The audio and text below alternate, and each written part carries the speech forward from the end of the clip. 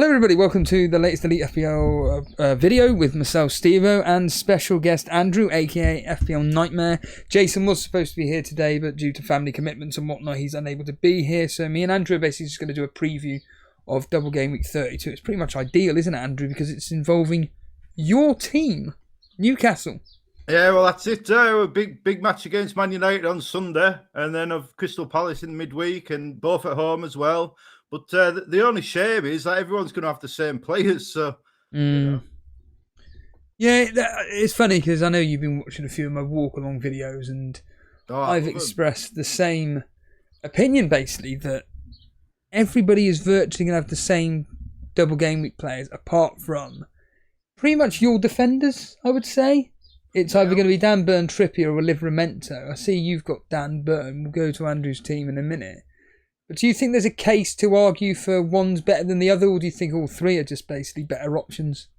Well, it's a tough one because like Dan Burn's the cheapest for a reason. Like he had that big goal in the cup final, but that's like he doesn't score very many. And then Livramento's like the last few game weeks since he switched to left back, he's really improved his attacking output. Like before Lewis Hall got injured, when he was playing right back, he was kind of that defensive defender that stays back. So Lewis Hall could attack. Well, everyone, myself included, expected Trippier to take that role when he came back into the team because of how he was a couple of years ago. But I know you've got Trippier in your team, haven't you? This isn't what I want to hear. But, well, so far anyway, what it appears to be is that Livramento's just playing like Lewis Hall. He's even crossing with his left foot, which is, nobody knew he could do that. But so Livramento's looking a good option. But, I mean, I wish I'd got Share. And I think if people are bringing in the third Newcastle asset this week, I feel Share will have some takers after that David Beckham-esque effort against Leicester that Murphy scored the rebound from. Well, our mate Alex Volo, he's going to be captaining Share. Is he mad, or has he got something going on up there which he knows that we don't? Well, all I can say is we know Newcastle defenders love a long-range goal against Man United.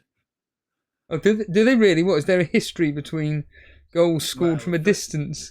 Philippe Albert with that lob, wasn't there? What one goal since 96? 29 years ago.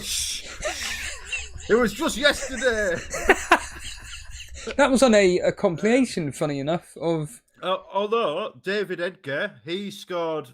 He made his debut against Man United and he scored from left back. David Edgar? Yeah, what year? Hold a minute. Don't say anything. David Edgar, is this 2017, 18-ish? I think it was 2007, something like that. It was that far back? Yeah, it was Glenn Roeder. So that's 96, and then about mid-2000s, and then of course Lewis Hall's first goal against Newcastle came against Man United, another screamer from outside the box. So that's three defenders. So is it Fabian Schär's time? Who knows? I'm sure. Well, I mean, I can't remember. He nearly got a goal the other day against, who were they playing? Leicester. Yeah, apart from the halfway line. Did he do that twice? Am I right in saying he did that twice within the game? Long range efforts, or was it just the once? I think he did. The second half, he had an effort, and the goalkeeper made a really good save. Yeah, it was a bit closer. Only about 25, 30 yards away, but he does love a screamer Share. But I think Dan Burn's probably the weakest option, and that's the one I've got. So that's interesting. Okay. So, well, Trippier has got the set pieces most of the time, although I did notice Harvey Barnes took a corner against Leicester. But you've got Trippier, and then you've got Share with the long-distance shots and like that kind of open play, kind of Beckenbauer bombing forward kind of thing. And then you've got Tino Livramento, who's the open play kind of overlapping fullback. And then you've got Burn from the set pieces. So they've all got different threats. But, I feel like I've maybe... Originally, I wanted Trippier, and I sacrificed to get Phil Foden in my team. You sound like you're saying that through gritted teeth there, Andrew. Well, this is my big dilemma for the week. You take a chance sometimes and it never comes off. Well, I think we'll go on to your team in a minute. I think you made the right decision about bench. I think you've got Foden on the bench, haven't you? I think that's probably the better option because, to be completely frank, the game against Crystal Palace, even though I know Gary said it's a bit of a tough fixture for Man City, he is quite right. Crystal Palace, over the last 6, they've only beaten them 3 times, but the 3 times they've beaten them have been quite comprehensive.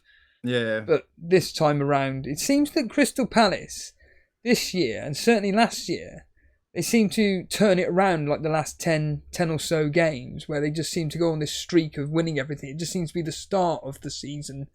Things don't seem to tick. Because I remember, if you remember, Andrew, at the start of this season, people were tipping up Crystal Palace. And they just didn't take off. But now, since, game week 24-ish, give or take, they've gone on a run which is, if they'd actually started the season like this, they could be up there with the likes of Brighton, Fulham, even Newcastle. Oh yeah, definitely. Yeah, they're a bit weird. They're a bit like a mid-table Man United from the 1990s, where they start off slow and then they build momentum over the season. I remember around game week 18 or 19, the big call was for me anyway, was do I bring in Wood or Mateta? And you look at the figures back then, and Mateta had done nothing all season. Yeah. And then since then, I think he's got the highest XG of any striker or something stupid, or XG per 90 or something. He was above Isak and Haaland. This was a couple of weeks ago. I saw it on the Black Box. He's right up there at the top for expected goals, and I think he's actually outscored Isak since then. So maybe if you're chasing in your mini leagues in your overall ranking, maybe Mateta could be that triple captain. Well, if you want a chance. One of my favourite websites for the many years I've been playing FPL is whoscored.com, and here's a question for you. I like giving these questions out. So, Crystal Palace, the last time they lost. No, more specifically, they lost to Arsenal 5-1 on the 21st of December last year. Since then, they've lost 2 games.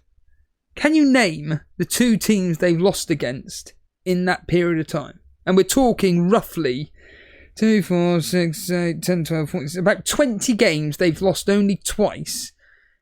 Who are those 2 matches against? And they were both Premier League opposition as well.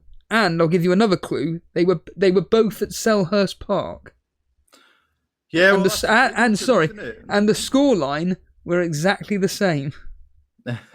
Well, that's the thing with them, isn't it? We're all thinking, Palace away from home this week. Maybe we should be a bit more careful. But I think they've won the last 7 away games and haven't conceded a goal or something stupid. So I don't know the answer to your question, so it's going to be a bit of a guess. Well, have a guess. Go on, go for it. So it's not. It's going to be someone stupid. I will guess. No, not really. No. I will guess at Ipswich and Man United. No, it's Brentford 2-1 loss and Everton 2-1 loss. That was close. It was that sort of team though, like a relegation battler, like Brentford and Everton, and Ipswich. I think they're quite similar, aren't they? And then you've got Brentford and I said Man United, and Man United are terrible, aren't they? It's wonderful to see. In all competitions, so since that 5-1 defeat, 0-0 against Bournemouth, 2-1 win against Southampton, 1-1 against Chelsea, 1-0 against Stockport, 2-0 against Leicester, 2-0 against West Ham, then they lose to Brentford.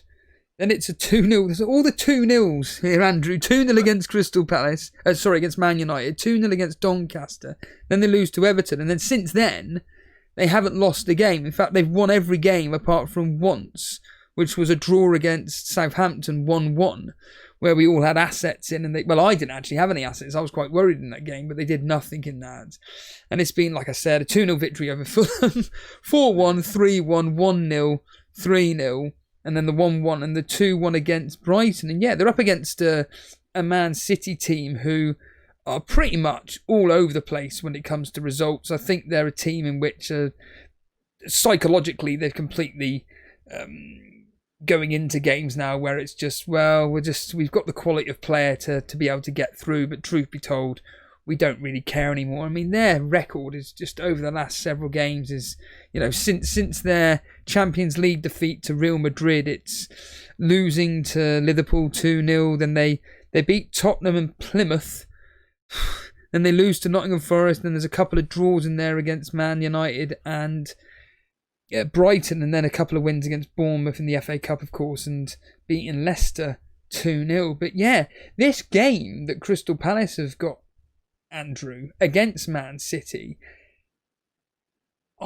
even though I've predicted Man City to win, honestly, if this game ends 1-1 or 2-2, I would not be shocked at all. No, I mean, I think Palace have got a good record against Man City as well. I remember Zaha getting a couple of goals up at the Etihad. And I think they went a couple of years, maybe even 3 years, without losing. I maybe should have researched that before we started. But no, I mean, you wouldn't be surprised if Palace get a result. I'll do the research. I'll do the research, Andrew. You carry on talking. Don't worry about that. I'll do the research for you. All right. Yeah, I mean, it would be quite handy for Newcastle. And I mean, what I will say, though, you said, they lost to they beat Plymouth and you had a dismissive tone. I mean, the eventual champions of the country lost to Plymouth. So some might say it's a sad back. But I would not be one of them. I think with Man City, it's just the end of the era. De Bruyne's leaving and Rodri's been injured. Aguero's gone. David Silva's gone. I think they're at that kind of transitional year. And I mean, really, I think they should have got rid of Pep. I think Guardiola, can he rebuild? Does he have that kind of desire? I mean, you talk about Palace. Could someone like Glasner have taken over from him? Probably not. You probably want a higher profile name. But then you look at Vincent Kompany and what he did at Burnley, and now he's at Bayern Munich. And I know you say it's a different quality of league, but I mean, Man City have been the Bayern Munich of this country for so long. Yeah. Well, no, I suppose what I mean is that Vincent Kompany, when he came to Burnley in the first season, the football that he was playing with us was out of this world. I've never seen anything like it. I generally compared it to the Barcelona under Pep, funny enough, when he had the likes of Messi, Eto'o, Henry, just this press. Yeah. And we will never give up. But then when it came to the Premier League, it was, right, that does it. We're getting rid of all our championship winning players. We're not going to sign the players that we had on loan full time. We're not going to play any of the players that won us the championship. We're going to bring in a load of youngsters that are just not good enough for the Premier League, and we're going to see if they can fit into a team, into my system, which they've never played in before. It completely failed, and then all of a sudden he's 7th choice Bayern Munich manager, and then he's completely... I'd argue he's bordering on failed there as well, to be honest, because he is, 4 or 5 points clear at the top of the Bundesliga, but he's been knocked out of all other competitions, I believe. So I don't think it's... I think they're still in the Champions League, aren't they? Didn't Kane score the other night? Elise. In the Champions League, are they? I thought they were knocked out. I thought... Am I going mad in this? You might be right. I don't really follow foreign football, so I just saw. Yeah, you are right. Yep. Sorry. Yeah. 2-1 loss to 2-1 loss to Bayern to Inter Milan. Well, there you go. So in something, but yeah, I mean, he lost the league last year there, and that's almost impossible to do. So but wasn't that Tuchel that lost the league? No, I don't think so. Because they had the big thing about, maybe. Who knows? This isn't a German football podcast. All we know is Kompany is underwhelming at the stage. And that's all that matters. But no, important is future-proofing our FPL teams. Burnley look great defensively.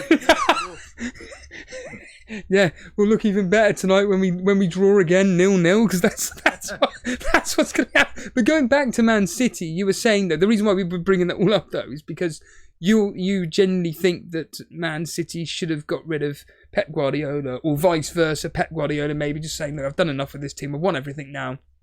I'm clearing off. And you think a name like Glasner wouldn't be big enough for someone like Man City, but certainly a bigger name like, I'm just going to pick a name out of the hay, Ancelotti or something. it should be a good enough choice to come along. But Luis Enrique is doing a wonderful job at Paris Saint-Germain. Eddie Howe. Now, if you were picking now, Eddie Howe would probably be on the list. Okay. The football we play, he's the amount of players he's made international footballers, and he's won a trophy with Newcastle, which is like football's impossible job. So I would say Eddie Howe would probably be on that list. But whether he'd leave Newcastle, I mean, why would he? He's got the dream job already. But I mean, can you imagine Jason Tindall on the touchline winding up in the Manchester derbies and stuff? It would be fantastic football. Well, I'm just looking at the history between Crystal Palace and Man City. It literally reads as a pattern almost. It's 0-0, followed by a 4-2, followed by a 1-0. Then it was a 2-2, a 4-2, and a 2-2. So Crystal Palace have only lost 3 times in the last 6. There seems to be lots of goals scored in this game. Yeah, and the score 2 goals at the Etihad quite often. So maybe Mateta is the differential captain to go for. He's my vice captain, and I am pretty much bang on 1/1,000,000th in the world. And I mean, I'm not going to be chasing anything. I'm leaving it on Isaac as triple captaincy. But yeah, you think Mateta could be genuinely a good differential option there? I wouldn't go for him, but I'm a Newcastle fan and I imagine only the best for my team. But if you are chasing, you do have to take a chance every now and then, don't you? And like, are you going to have a better opportunity than Isak? Yes, we've been told he's fit, but is he going to play 90 minutes? You know, is it managing the injury because of the Champions League push we're involved in? Whereas Mateta, you know, but then he is injured. He's wearing that silly thing on his ear, and you know our Palace going to be at their peak when they've got the cup final, the cup semi-final coming up. You know, like subconsciously when we like this season and 2 years back when we got to Wembley, like our league form dropped off because we were, you know, subconsciously you're playing with this is a huge game coming up and I want to be fit for it. And then you look at Palace, they got through to the semi-final and then didn't the draw with Southampton? You know, so yes, yeah. Like, is the same thing going to happen to them? I don't like the Jacob Murphy. I've seen Jacob Murphy triple captain being touted, and I do not like that at all. No. I think that's very knee jerky. I saw Nick from Juice is tempted by captain or triple captaining a Jacob Murphy. I forget which one now, but I'm just looking at the Premier League table here, and you are right. Crystal Palace could genuinely do you a favour by beating Man City. I didn't realise that you were a point Newcastle. Were a point ahead of Man City. With a game in hand. With a game in hand. Right, yes, yeah. So you got a game in hand. Of course, that's the Crystal Palace match. You got a game in hand, and I'll tell you what. You after this game week, if Crystal Palace were to beat Man City, it's a long shot, but you know, let's just base it on the fact that they could draw. So they go on to 53. You beat Man United, that's 56. You beat your game in hand, that's 59. You're then 6 points clear of Man City, and at that point, you know, you and Chelsea are the 2 teams then that are essentially fighting it out to stay in the Champions League spots. This is unheard of for over the last several years when Man City have been dominating the Premier League. For them to potentially miss out on Champions League is extraordinary. I am nothing if not an optimist when it comes to my football team. And all I am going to say is that if Arsenal rest all their players against Brentford and Mbeumo and Wissa do the business, then we would have 2 games, which would take us to 59 points, and Arsenal will be on 62, and we still have Arsenal to play later in the season. Yes, yeah. And we've beaten them 3 times to 0 this season. So I'm not ruling out Newcastle coming second. All I'm saying is I would never promote gambling, but I do. You know, you'd get good odds on Newcastle coming second, but is it unrealistic? Like, do you really think Forest are going to win the last 7 games? I don't think so. They're distracted by the cup as well. It's funny because there's a few teams in the Premier League that are fighting for something, but they're also, like you just said, distracted by other competitions. So Aston Villa, for instance, are distracted by Champions League, FA Cup. Man City, they got a big enough squad not to really worry about FA Cup. But certainly in the Premier League, they haven't been pulling up trees. No. You guys, you're literally just now concentrating on cementing yourselves in the Champions League spot. Chelsea, they've got the Conference League in Europe. They seem to be a team which, again, a bit like Man City, are just going through the motions of like, oh, we just don't care, but if we win, we win. If we lose, we lose. We're not really bothered. Nottingham Forest are in a situation they haven't been in for, I couldn't even tell you how many years. And also, they're fighting for a spot in the FA Cup final. And I don't think they've got a big enough squad to be dealing with both competitions. Because I don't know how long Chris Wood is going to be out for. But if he's going to be out for a sustained period of time, unless there's been news today that's come out that Chris Wood is okay, then I think they've got a real problem up front, because I just don't think, even though, what's his name? He was perfectly a capable striker a couple of seasons ago, but all of a sudden, since Chris Wood's come into the team, he doesn't seem to get a sniff, and whenever he does get an opportunity, he doesn't seem to do anything. And like you said, Arsenal, Champions League, focusing heavily on that. I actually said to Ray, I think they're going to lose points to Brentford. I've got it down as a draw, like 1-1, 2-2, something like that. Maybe even like you stated, a Brentford loss. So you're really optimistic that Newcastle, if they continue in the form they're doing, could genuinely get second spot. That's a great call. I wouldn't say I'm genuinely optimistic, but in the back of my mind, I think there's a possibility of something very special. But I'm going to say, I will say, I do concede that Liverpool will beat us to the title. That is the only thing I'll concede, just a little bit too far ahead. Yeah, they're another team who people like myself and you and many, many millions of others are still going to be holding on to the likes of Salah probably to the end of the season. But I actually think, if I just bring up your team, for instance, up on screen here, I genuinely think that Salah could be a player in which we could just be like, you know what? I think we could I genuinely think we could sack him off. Now, you've got him in your team. So your team up on screen at the moment is Ray Gold, Byrne, Kirkes, Munoz, Murphy, Salah, Saka, Sarr, Isaac, Mamouche, Mateta. And has the thought crossed your mind about, in the next few weeks, maybe, I know you're doing very well in the ranks, maybe potentially getting rid of Salah? Absolutely not. Absolutely not, especially with him just signing a new contract, because I just don't think there's anyone you can bring in that's going to... if Haaland was fit, I think there's a conversation, because, you know, Haaland on his day. But at the minute, who are you going to bring in? Who are you going to sell him for? Like, you know, I mean, I know he's had a bit of a drop-off recently, but it's been Ramadan, hasn't it? And, you know, that's got to factor into it for players when, you know, they're not eating and drinking in the sunlight hours. And I know people say, oh, it's more Salah, but he's only human and he's in his 30s now. So, no, I'm actually considering bringing in a second Liverpool midfielder and changing my strategy completely. Yeah, well... Are you mad? So some might say, if you watch my interview on FPL Have a Beer with Gary, you'll see that actually I was mad and I was section 10 years ago. And maybe the pressure of recording is taking me back there. without getting too morbid here, when you were speaking about that, all that kept going from my mind is, it's ironic that I actually work in a mental health asylum.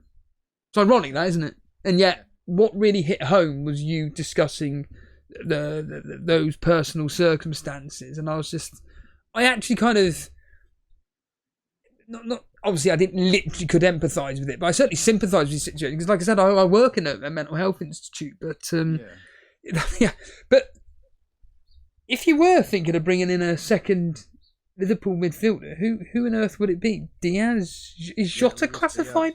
Diaz would be the one. Yeah, I'm not interested in Jota. Too injury prone. Luis Diaz is the one. 4 attacking returns in his last 4 games, going right under the radar. And he's got West Ham this week, and he's got Leicester next week. And then, you see, the thing with my team is I'm bench boosting this week, so I need yeah? a midfield. Yeah, that's my plan. I've played for it. That's why I've got Verbruggen in goal as my sub keeper this week, and he's got in game week 36 Arsenal. I've got Raya. Arsenal play Liverpool, whereas Verbruggen has an easier fixture against Wolves. So you selling Gabriel? I haven't activated the chip yet, so it won't look it on the thing, but. Yeah, I'm selling Gabriel to Gvardiol. I should have gone with Gvardiol over Kirkes, but again, sacrifices had to be made to get Foden. I've just knocked my camera there. Sacrifices had to be made to get Foden in, and so I thought, well, Man City, they're not doing so well. Maybe Kirkes, if you can match Gvardiol defensively. Gvardiol's had no shots in 5 matches. Maybe Kirkes can get that attacking return and beat him, and then I've lost 13 points off that stupidity. I would not be. Yeah, So I would not be. So I can't scroll down on this for anybody watching, but yeah, like Andrew said, he's got Verbruggen, Foden, Milenkovic, and it will be Gvardiol. Why not bench boost maybe the following week or another time? I don't think it's really worth bench boosting this team this week. Well, that's the gamble, isn't it? The problem is next week Newcastle have Villa away, and while I think we'll beat them, you can't deny their attacking options, and so I just think, especially if they make it through in the Champions League, they'll be on a high, and then if they lose, then obviously their entire focus, well, apart from the cup semi-final, their focus shifts to that Champions League next season, and they need to win. And there's a bit of bad blood between Newcastle and Villa because of when we got relegated in 2009, and there was a whole sob on the Tyne banner, who's your next Messiah, Anton Deck, and all that sort of stuff. So I'm not confident bench boosting next week with Burn, Murphy, and Kirkes next week would be the third sub, and he has Crystal Palace away. So I actually don't think next week's good for me. Now, I could wait until like 36, game week 38 maybe, but the problem, I don't know what's going to happen. And, players are dropping like flies at the minute. And so now I just want to get it out of the way now. It's not perfect, but it's good enough. If I bring in Gvardiol, then I've got him in place. It is the shield move, and he's in place for the double next week. And then if I sell Foden to Luis Diaz, or the other one I'm thinking is Brian Mbeumo, because if Arsenal are going to rotate, then it'll be Mbeumo that thrives off it. And he's like the second highest scorer in the game this season, and he can get a penalty from anywhere. So I just think it's. I don't just want to have the same strategy as everybody else. I want to do things a bit differently, and if it's leaked in the morning that Foden's starting, I may just stick with him and give him that last chance. But no, I'm actually thinking of changing my strategy. It was obviously bench boost 32 and then free hit 34, But I'm thinking if I was to bring in Diaz or Mbeumo, Diaz would have West Ham this week. He'd have Leicester in game week 33, and then he'd have Spurs at home in game week 34. And could I actually get away without using the free hit? If I made 2 transfers, I could do Mateta and Marmoush to Cunha and say Chris Wood or a different striker, and that would give me 10 players in game week 34. And then later on, when we find out what the doubles and the blank is for 36 and 37, I'd have my free hit to take advantage of that. And I actually think those 2 game weeks are going to cause a lot of problems. Yep. A lot of people are going to take hits. So is it worth me taking that kind of backward step, play these next 2 almost defensively, to then attack in the last 3 game weeks with the free hit? That's what. I don't know. I'm thinking that could be the plan. Yeah, me and Ray, I messaged Ray earlier and he said he wanted to do a Patreon podcast regarding our chip strategy. May have changed in the sense of we're still playing triple captaincy this week. That's fine. That's done. But then what we're going to do is potentially rather than bench boosting in 36, we bench boost in 33 because we're going to have 3, maybe 4 free transfers for 33. We've already got a team for 34. That's already set up. If we could leave our team as it is right now, we would have 11 players. I think it's 12 actually for game week 34 without wanting to free hit. And then we would probably then free hit in 36 because like you said, we're going to have by then all the information we need. And actually we could take advantage of the game week 36. That's a double. And then obviously game week 37, which is going to be a blank for a couple of teams. Yeah. Take advantage of this information. And like you said, we could potentially capitalise on the teams that haven't got any chips left that have played it for this week. Because to be honest with you, Andrew, I said to Gary, I think at the moment, the chip strategy that's been the best so far, and again, so far, has genuinely been playing it in free hit 29 and Salah for the triple captaincy when he played against Everton and someone else when he got, 5 attacking returns across the two fixtures. So 27 or 28 points. Yeah, and I don't think Isaac is going to do anything like that. I mean, my team up on screen at the moment is Henderson in goal, Milenkovic, Vardy, Trippier, Palmer, Eze, Murphy, Salah, then the 3 strikers that we all know. But the triple captaincy on Isaac. Best time for me to play the triple captaincy this week? I would say so. Because, I mean, ultimately, you've got the greatest striker in all of world football at home to Andre Onana, who can't you know. So why would you it's like, they've crossed the ball in, you've got an open goal, and people are thinking if they should try and play it back to the edge of the box. Just, put it in the net. I can't see any reason not to go Isaac, to be honest, unless you're chasing and you want to take a gamble. And I know you are chasing a bit, aren't you? I am, but I don't think it's really worth... I don't think Mateta has got a better returns than Isaac across these two fixtures. The same with Jacob Murphy or Eze. I don't think, compared to Isaac, they've got the potential to bring the same returns as him. What about Saka next week? Ipswich and Crystal Palace. I don't think so this game week, he ain't going to start. I don't think he starts against Brentford. They've got Real Madrid where they're winning 3-0. He's 100% starting that game no matter what. I think Arteta, for the first time ever in his life, has finally started managing Saka properly. I mean, it's taken him to be out for 3 or 4 months to realise, oh yeah, the guy, I need to rest him. But anyhow, you then have the fact that they're most likely going to get through against Real Madrid as we speak. They're 3-0 up, even if they were to lose at the Bernabeu.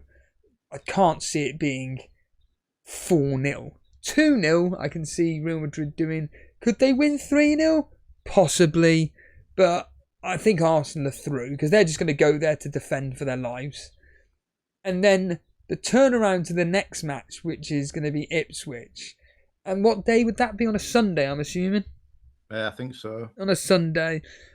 I just don't think triple captaincy on him. And then against, as you've already stated, an informed Crystal Palace. I just don't think... Oh, they play Saturday, Arsenal. They play the evening match on the Saturday. Evening, so 5:30 kick-off on Saturday. A few days after they played Real Madrid. I'm assuming it is a few days after Real Madrid. And then straight into the Crystal Palace game a few days after that. And then who have Arsenal got after that, Andrew? In game week 34, they've got a blank. So they're blanking then. So, yeah, I don't think that triple captain on Saturday is too risky. At least with Isaac, or even Mateta, but at least with Isaac, you've got guaranteed 70 minutes minimum. But yeah, you've got penalties. He's the main man. Jacob Murphy's there, exists to give Isaac goals. And, can you reassure people that are listening into this, including me, that the performance against Leicester was just a one-off for Isaac? Oh, I mean, what I think you have to factor into that is that the game was won after 10 minutes, and like, I mean, what do you want people to do? Leicester didn't give us any sort of challenge at all. They just rolled over and had the tummy tickled.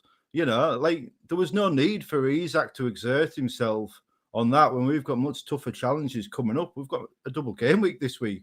We've got Man United. Like he saves himself for that.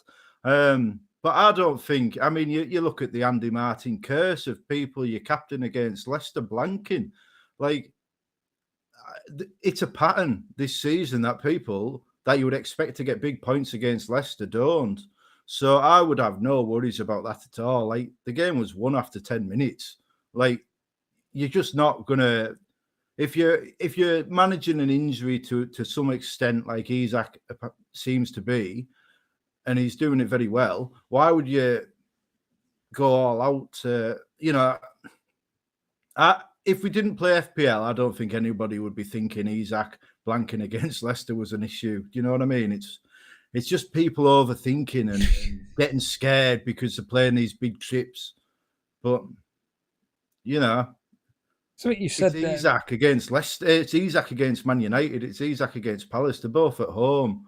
And I just think you've got to go for it. The only other option would be leaving it till 36, I think, and hoping Haaland's back. And if you do that, no, I don't think Haaland will be back by then. But then you've got the backup option of like Ollie Watkins or Mateta or Chris Wood that game week as well. So there is a backup, but then this is it. You look at the other options. Are you going to get a better one than Isak? I don't think so. And I think there's always this natural worry, it's like me with my bench boost. Ooh, what if Foden doesn't start? Well, You're definitely set on the bench boost then. Yeah. Tomorrow. I mean, I obviously I've weighed it up, and I'll probably keep weighing it up through the night and in the morning, especially as that deadline approaches. But I just can't see a better opportunity. And once it's done, and I can just focus on that first 11 and attack. So yeah, I'm happy with it. Verbruggen against Leicester. I mean, I don't want to say it's buying a clean sheet, but come on, they haven't scored in like 2,000 years. Yeah, I think Methuselah was in the crowd the last time they scored. they seem to be in competition with Burnley.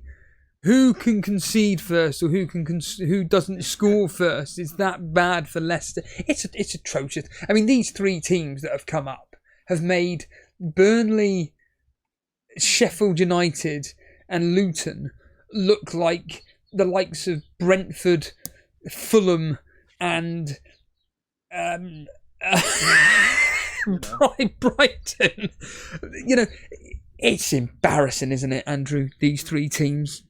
Yeah, I mean, this is the problem with like the growing disparity in the money in the game, and you have to worry it's going to.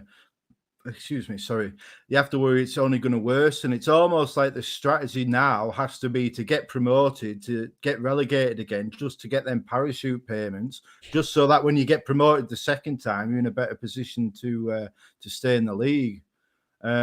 Which I don't know, it's not healthy. But then is it maybe just the quality of these?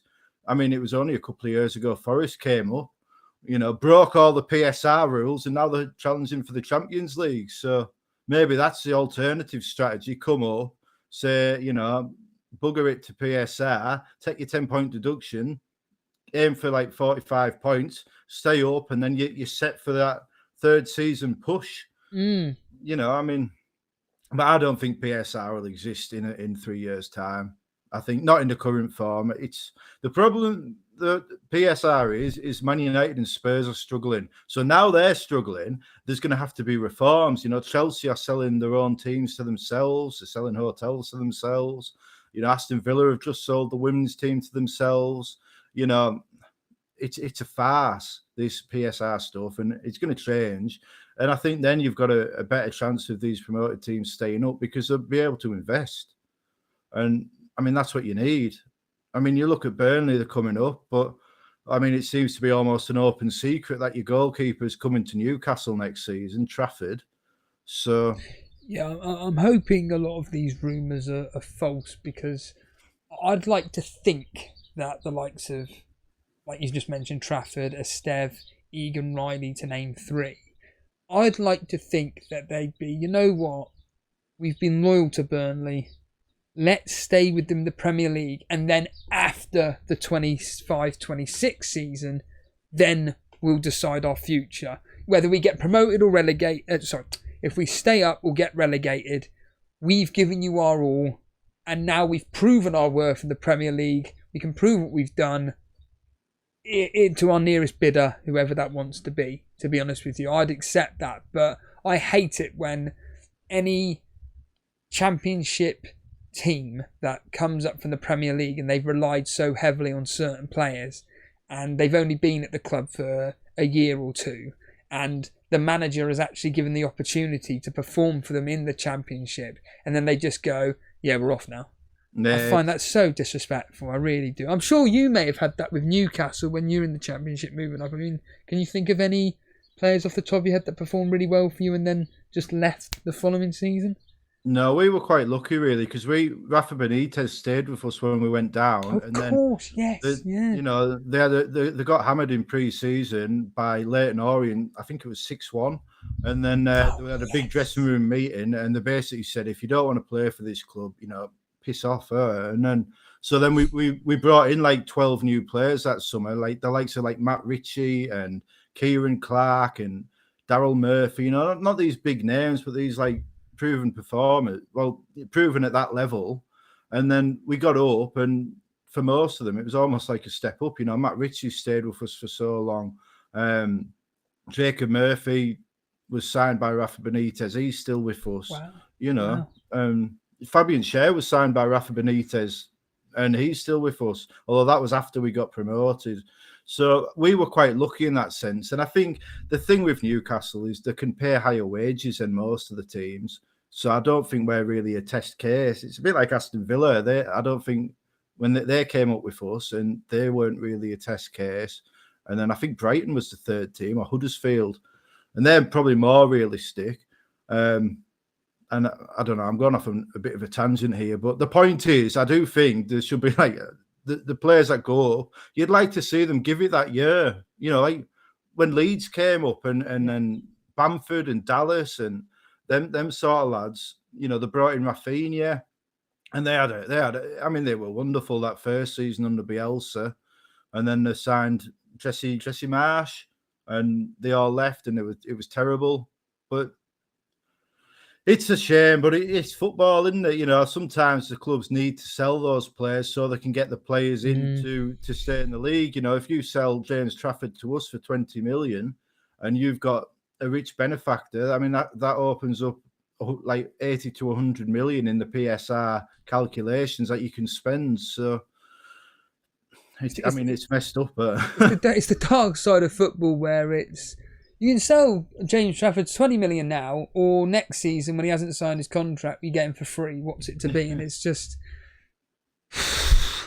well, but we haven't got anybody good enough as a backup, to be completely frank. So you might get Nick Pope back in return or something. Oh, I do. Well, I'm happy with that swap if he's happy to come back to Burnley. It would probably work for both teams. Really. Yeah. You know, I can't see Pope wanting to be a backup, but I don't think that would be the plan. No. And what I mean, even Dubravka, he's been a good servant for you. I mean, maybe his time to leave. Andrew, I've only got a few minutes left, so I do want to tackle two subject matters which I know are quite close to your heart. So, well, one of them is anyway. So overall, this double game week 32 that involves your team, you're probably like me thinking it's a bit boring because everybody's just got virtually the same players. Yeah, but I think partly that is also because I've got Ismail Assar rather than Eze, and I've got Dan Burn rather than one of the more flamboyant, exciting defenders. So I think if I swap them two around, I think I'd probably be a bit more excited by it. So, but you never know. You mentioned Black Box. Obviously, Mark Southerns released a statement, if you want to call it a statement, regarding the fact that he will now be leaving FPL content and actually now having a job role within the official FPL game. I daren't say thoughts, but any opinions on what this could entail genuinely for the game moving forward. Well, I feel like the biggest losers in this whole deal are going to be Manscaped, because they're losing the most prominent face of the advertising campaign. But that's just a little bit of an inside joke to anyone who watched the Game Week 30 watch along and was able to hear it through the distortion. But I don't think Mark has watched, so shh. But no, I think I was, do you know, it's funny because I don't often get to watch the Black Box live because I play dodgeball a lot of the time when they go live. And the last time I was able to watch them live was when David Moyes got the manager bonus in the stoppage time, and he had us dancing around the room, and then I finally get to watch it live again, and Mark Southerns retires. So if you want to know the dramatic Black Box episodes to watch, just find out when I'm not playing.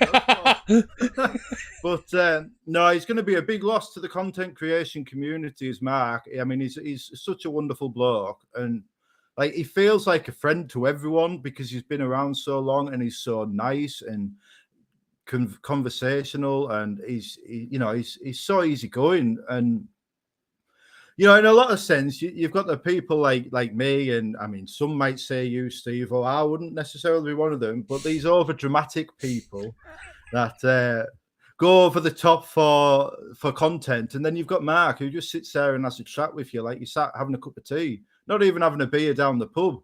You're having a cup of tea in the morning, and keep quiet because the kids are still in bed, but we'll get this sorted before they get up.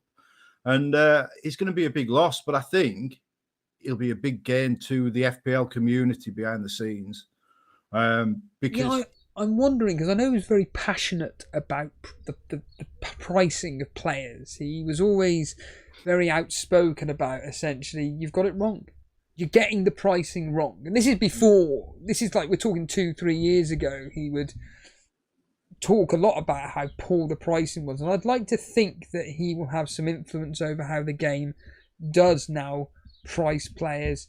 From a chip point of view, to be completely frank, I think the chips are fine. I still think keep the assistant manager chip. I don't really have a direct problem with it. I still believe it's very over-convoluted, and I'm sure maybe behind the scenes they may change that chip up a bit. But no, I agree with you. I think it's going to be a very big loss to the FPL community. I've met him a few times, actually, and he's a very, very, like you've just mentioned, actually, a very quiet, very charming man. And, I always refer to an anecdote of where this guy called FPL Sponge, I forget his bloody name now, but we were at the Planet FPL watch along, and essentially he was extremely drunk, to be completely honest with you. And he was just basically screaming at Mark, going, Mark, please, let me buy you a drink. And he was just, no, please, I'm fine. And there was no offence taken to it. Mark was just sat there quietly speaking to myself and a few others about what was happening between, I think it was Nottingham Forest and Aston Villa, funny enough. Or no, Nottingham Forest and Liverpool it was. And we were all thinking that Liverpool were going to smash Nottingham Forest. And I think it ended up with Nottingham Forest actually winning the game, from what I remember. Or Salah blanking or something like that. But no, he's a very, very nice man. I completely agree with you that I think that as much of a loss it will be for the FPL community and Black Box, I think it could be a big gain for the game itself. And definitely. Which is all good to know. Andrew, I've had a great conversation. Like I said, I've got to get out of here now. Do you want to just quickly promote your channel, FPL Nightmare? Always want to promote. Can I just add, one of the greatest pieces of edited content. Mate, it's ridiculous how well you edit that. I can even see where you've paused it for that split second to get the thing. It's fantastic. Yeah, I go frame by frame for them. Graphics coming up on the screen. Yeah, I go frame by frame. I put a ridiculous amount of time. Next season, I won't be doing my videos in this style. I'm gonna rob your style of like chats and walk-alongs, and I'm just going to basically try and usurp you in as best I can. Take your ideas and improve upon them, become the Northern Steve. I encourage it. Did you see Trigger Lips's? Well, if you're going to leave, somebody needs to step up and take your place. And who better than me? Did you see Trigger Lips's video he did? Yeah, it was fantastic. It was very enjoyable. I genuinely did enjoy it. He had it vertical. I was going to message him to say, have it horizontal. Come on, be a bit more professional.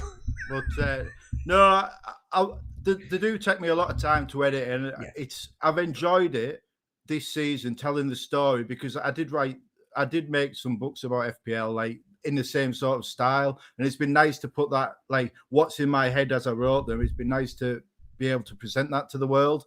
But I miss my family. Like, I mean, yesterday I had we had the kids. It's the holidays. My wife's here, and they're all outside having a barbecue, and I'm sat here with my headphones on, moving forward 3 frames, and it's like, what the fuck am I doing?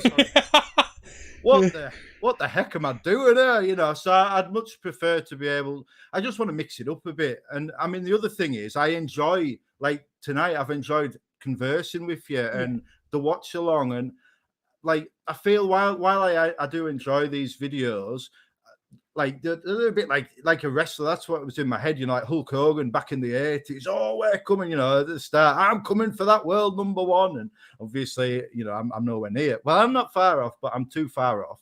But I just feel like in the course of the season, and it started with the interview with Gary on FPL Have a Beer, I've really enjoyed kind of meeting new people and conversing with them. And I just no, I can't imagine my channel FPL Nightmare and FPL Nightmare and all. So I'll be tagging it.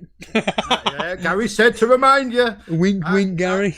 I can't imagine ever getting to the levels of like Raptor or Andy, but I'd quite like to get to the levels of like yourself and the Juice, and in the sense of like respected in the community and having the friends and virtual friends or even like you and Gary real life friends. Nobody's going to come up here to meet me in the Lake District in real life, but I don't know. I just feel like you've got a choice when you're a content creator. Are you trying to improve your financial situation, or are you trying to improve like your life? And I'd rather improve my life. And I mean, I'm a lonely guy a lot of the time. I don't get out a lot, and it's nice to have these connections with people. Like Gary never stops texting me. It's I feel like I've like dumped him or something. He's trying to win me back. Sometimes every day he's texting us, and it's lovely most of the time. Like when he says, "Are you coming on my channel?" And I say, "Give us a few days," and then like he wakes up in the morning, "So I need an answer," and I'm like, "A few days," and then the next day, like, "I don't mean to pressure you," and then he announces on his live stream, "I'm coming on his channel," and I'm like, "Gary, I haven't even said yes yet," But although I did offer to come on next week, and he's like, "Oh no, I've got Yelena coming on." Yeah, like, put Yelena, put a woman ahead. Yeah. I'm number 2 now. I'm number 3 behind Steve. You go for walks with Steve. No, but I love it. It's nice because my mates over the years have got sick of talking about FPL, so it's nice to be able to talk about it with people. Yeah. So anyway, I've gone on a bit of a tangent about nothing here, just kind of teasing Gary because he's probably the only. No, I wanted to go 6 minutes ago. Oh yeah, sorry, pal. So FPL Nightmare on @FPL Nightmare, spelt as it's written, spelt as it sound, on YouTube. Come and join me on YouTube. Join me on X. I am on Blue Sky, but less because it's dead over there. And it's the same as X. Yeah. Go back and watch our watch along. Watch my interview with Gary on FPL Have a Beer, and make sure to subscribe to my channel, subscribe to Elite FPL, and let's start the push to keep Steve-O in the content. On that note, I got to get out of here. Thanks everybody for watching this video right now on a premiere, and thank you, Andrew. Good luck, everybody.